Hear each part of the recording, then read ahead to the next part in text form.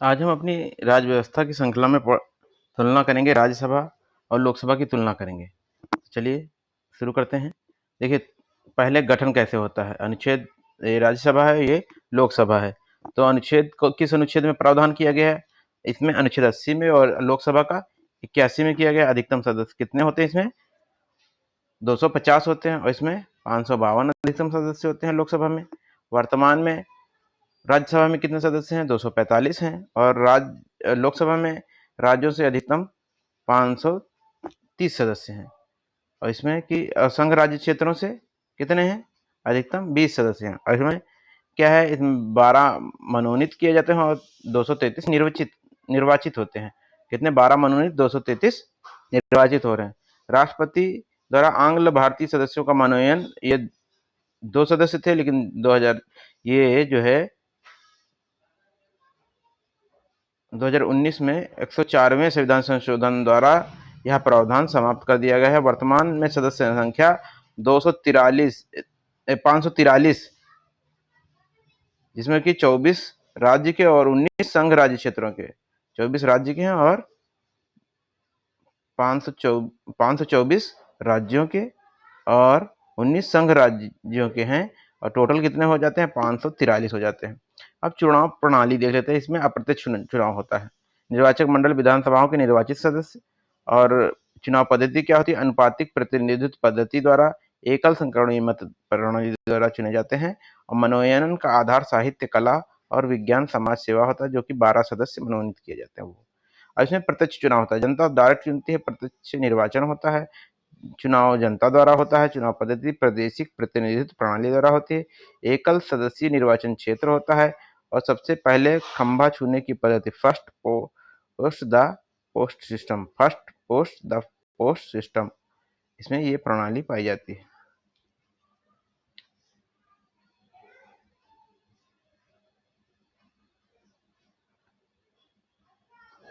अब देखिए, इसमें कार्यकाल की अवधि देख लेते हैं क्या है। कार्यकाल कितना होता है? इसमें स्थायी सदन होता है और सदस्यों का कार्यकाल 6 वर्ष का होता है। और 1/3 सदस्य जो होते हैं ये सेवानिवृत्त होते रहते हैं। 1/3 सदस्य होते हैं राज्यसभा के, वो प्रत्येक 2 वर्ष बाद सेवानिवृत्त होते रहते हैं। अब इसमें देख लीजिए क्या है। सामान्यतः 5 वर्ष के लिए चुने जाते हैं। राष्ट्रपति समय से पहले भी विघटन कर सकता है लोकसभा का। विशिष्ट स्थितियों में कार्यकाल बढ़ाया भी जा सकता है। सदस्यता के लिए भारत का नागरिक हो, न्यूनतम 30 वर्ष की आयु हो, संसद द्वारा पारित किसी विधि के अधीन निर्धारित अर्हता हो, संविधान की 3री अनुसूची में इस प्रयोजन के लिए दिए गए प्रारूप के अनुसार शपथ ली हो।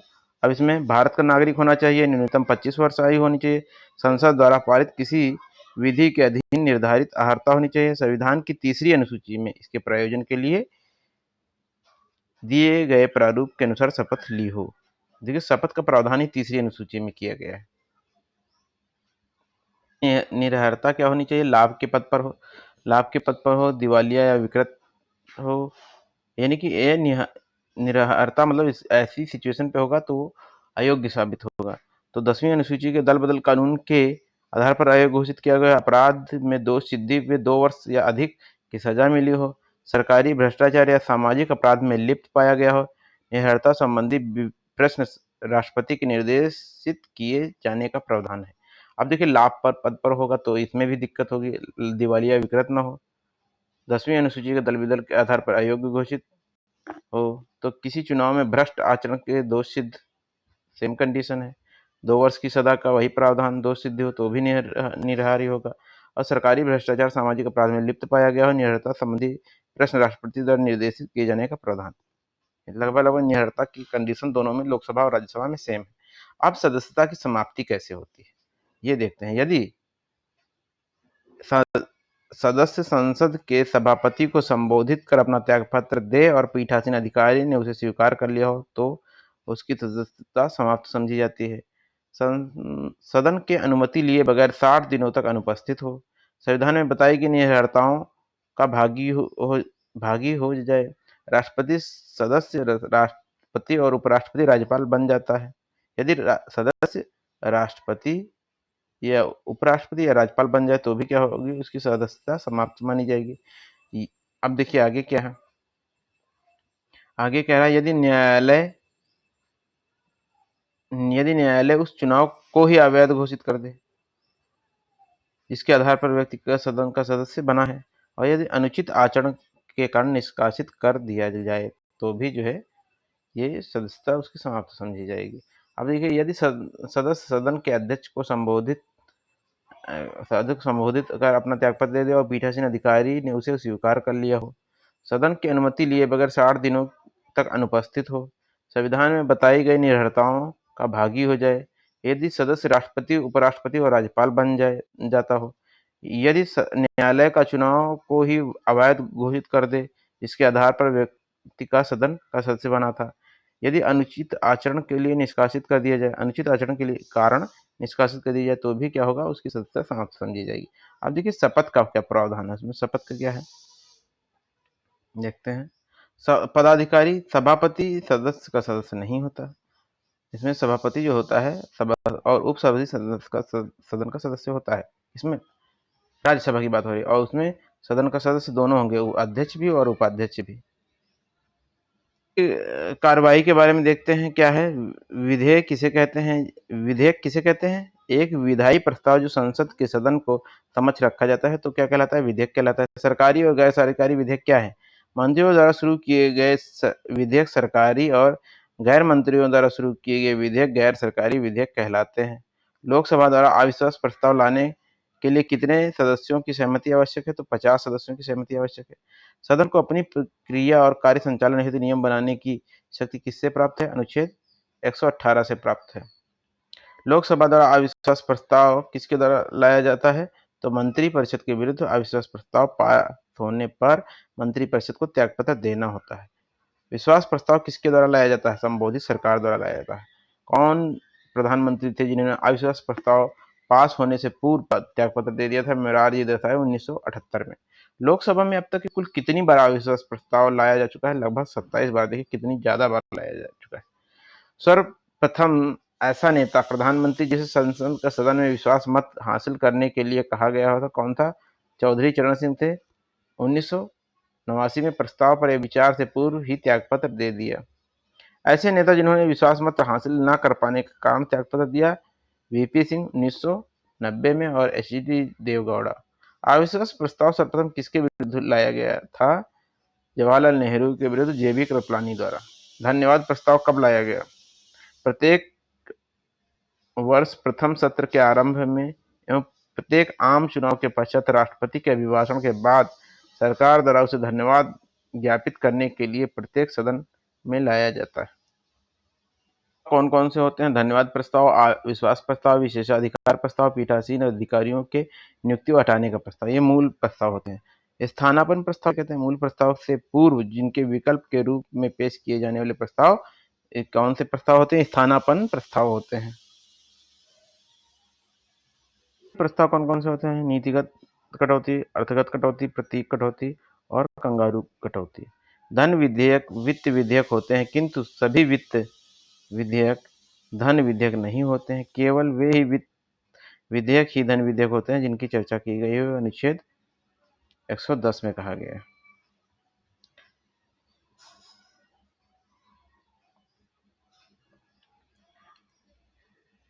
देखिए साधारण विधेयक और धन विधेयक में अंतर हम समझते हैं। कौन कौन से अंतर है साधारण विधेयक और धन विधेयक में? और धन विधेयक में अंतर देख लेते हैं क्या है। संसद के सदन दोनों सदनों में पुनर्स्थापित किया जा सकता है। धन विधेयक साधारण विधेयक को संसद के दोनों सदनों में पुनर्स्थापित किया जा सकता है और धन विधेयक इसे सिर्फ लोकसभा में ही प्रस्तुत किया जा सकता है। यह किसी भी सरकारी या गैर सरकारी सदस्य द्वारा पेश किया जा सकता है। कौन? साधारण विधेयक। और इसे सिर्फ धन विधेयक को मंत्री ही पेश कर सकते हैं।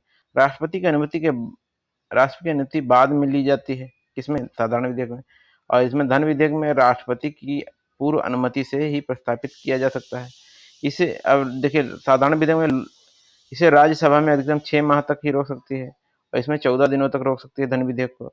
दोनों सदनों की असहमति की अवस्था में राष्ट्रपति द्वारा संयुक्त अधिवेशन बुलाया जाएगा साधारण विधेयक में। धन विधेयक में संयुक्त अधिवेशन नहीं बुलाया जाता है।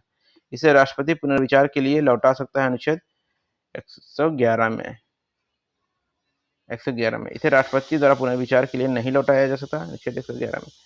साधारण विधेयक को राज्यसभा भेजने हेतु लोकसभा अध्यक्ष का प्रमाण पत्र आवश्यक नहीं है, लेकिन धन विधेयक को राज्यसभा में भेजने से पूर्व लोकसभा का प्रमाण पत्र आवश्यक है।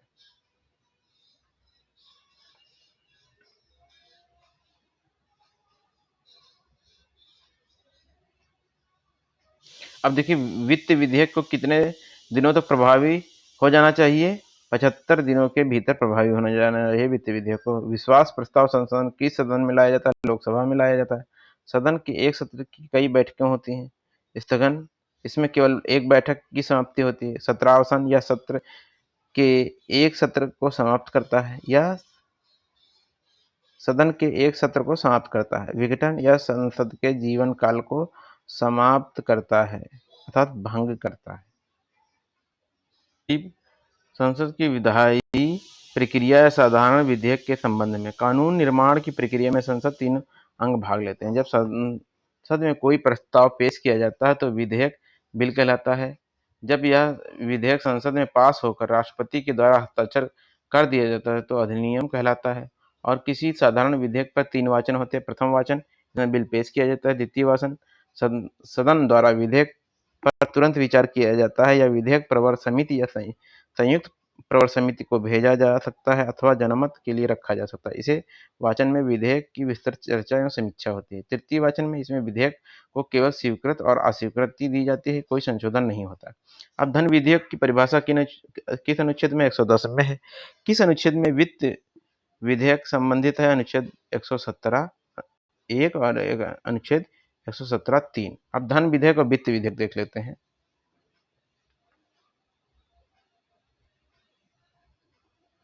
धन विधेयक देखिए, धन विधेयक में क्या है? धन विधेयक के संबंध में विशेष प्रक्रिया का प्रावधान अनुच्छेद 109 में है। वित्त विधेयक में 117 में है, अनुच्छेद 117 में। और धन विधेयक के संबंध में विषय अनुच्छेद 110 के अंतर्गत आते हैं। इसमें वित्त विधेयक के अनुच्छेद 10 में वर्णित विषय के साथ अन्य मामले भी उल्लेखित हैं। धन विधेयक राज्यसभा में प्रस्तुत नहीं किया जा सकता। और वित्त विधेयक के बारे में बताया जा रहा है अनुच्छेद 117 3 के अंतर्गत प्रस्तावित विषयों को छोड़कर अन्य वित्त विधेयकों को राज्यसभा में प्रस्तावित नहीं किया जा सकता है। धन विधेयक राष्ट्रपति से पूर्व हस्ताक्षर द्वारा पारित किया जा सकता है। वित्त विधेयक अनुच्छेद 117 3 साधारण विधेयक की तरह ही पारित होते हैं। राष्ट्रपति द्वारा पुनर्विचार के लिए नहीं लौटाया जा सकता।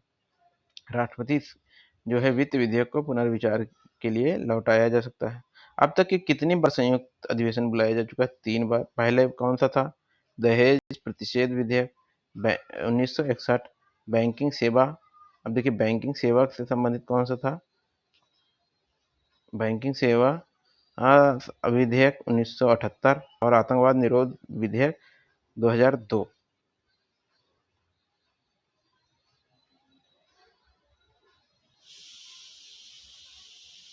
अब देखिए,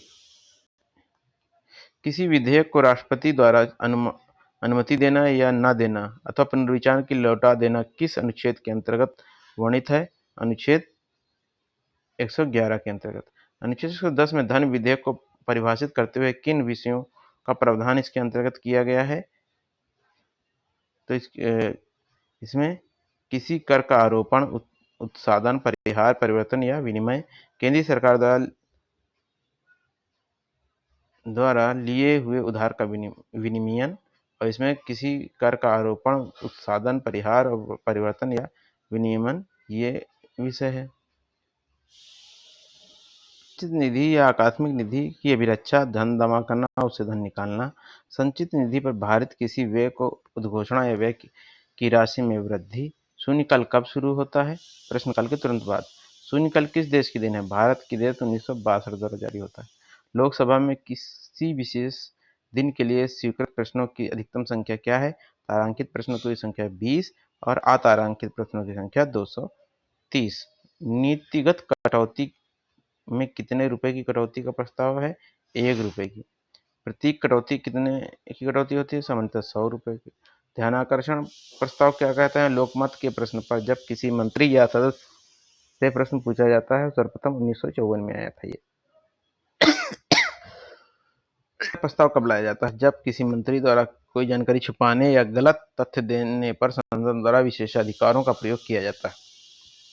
निंदा प्रस्ताव कब और कहाँ लाया जाता है? निंदा प्रस्ताव लोकसभा की सरकार की नीतियों या कार्यों के विरुद्ध विपक्ष द्वारा लाया जाता है। काम रोको या स्थगन प्रस्ताव किस कारण लाया जाता है? अति महत्वपूर्ण मामलों पर विचार के लिए सदन की कार्रवाई तुरंत रोक कर किसी भी सदन में यह काम रोको प्रस्ताव लाया जाता है।